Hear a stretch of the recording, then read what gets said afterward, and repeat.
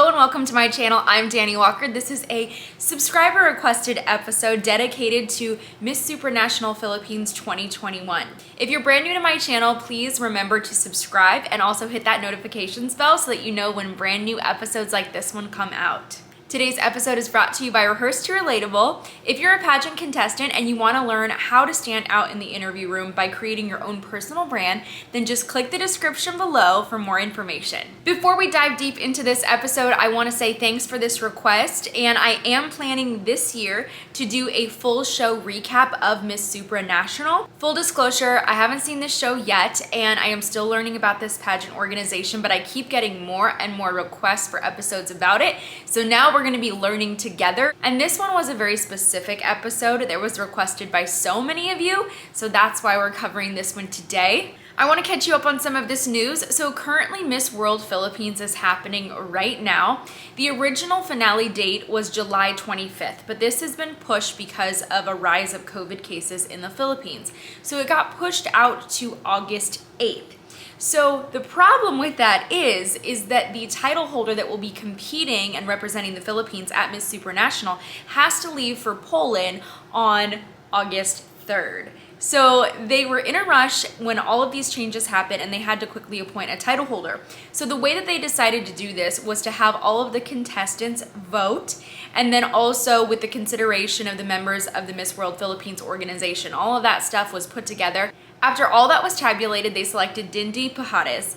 And okay, so she is no stranger to pageantry. She was actually one of my favorite contestants that just competed in the evening gown competition. It is important to note that regardless of this appointment, she would have done pretty well in the finals for this pageant. I also want to share that this organization not only crowns Miss World Philippines, but they do have the franchise rights to Miss Eco International Philippines, Reina Hispanoamericana Filipinas, Miss Tourism Philippines, Miss Environment International Philippines, Miss Eco Teen International, and Miss Multinational Philippines. So lots of titles were going to be awarded, and my assumption is that she probably would have gotten one of these titles, and then also Supranational was available as well. Regardless of if she was appointed or not, I think that she would have gotten one of these other titles. It's worth noting that she placed in the top 10 so far for Miss World Philippines for Beachbody, National Costume,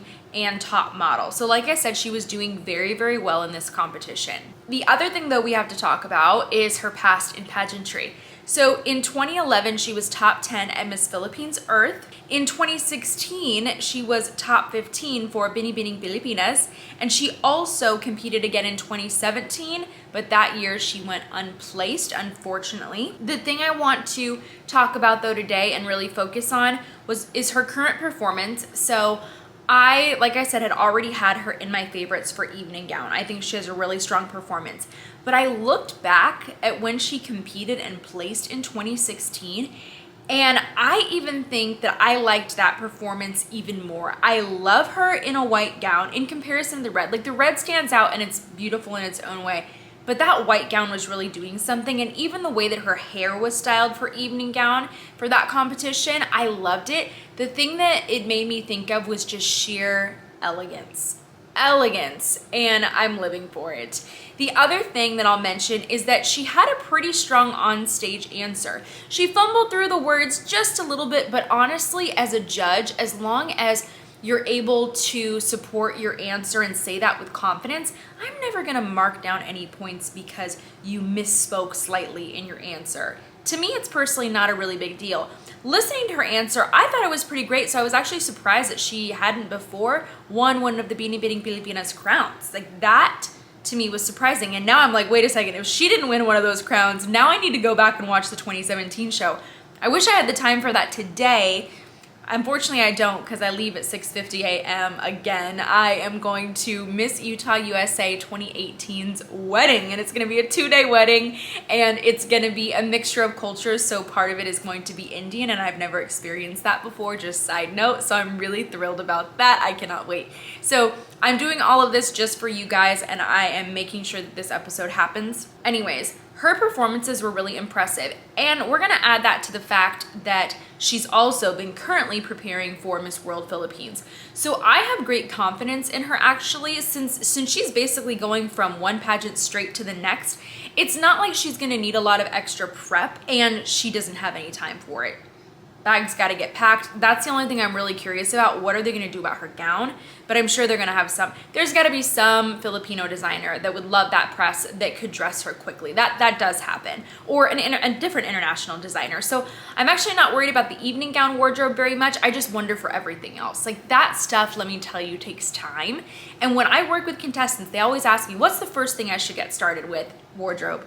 Wardrobe, wardrobe, wardrobe every single time, especially if you're gonna order custom pieces. But even if you don't, most of the time things need to be altered. You have to consider buying things online. You're gonna have to get it shipped, or even if you're going in person, you might not find anything on your first trip out going in person. So that's just an extra tip.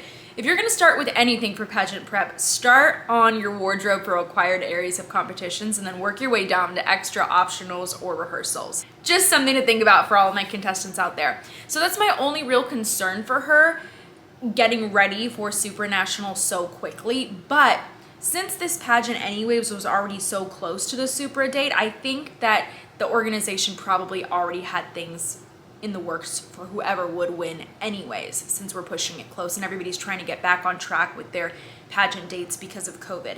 I think she's gonna be phenomenal. I wish that I had time to do all my homework and research about all the contestants this year, but there are a few that have stuck out to me. First of all, Indonesia, I'm gonna mention her. Okay, wow, her preparation. I did watch her compete at her national competition. Phenomenal, one of my favorite contestants. So she has been putting in so much work this year, and I think that she is gonna be one of the contestants to beat. I can see her in a top 5.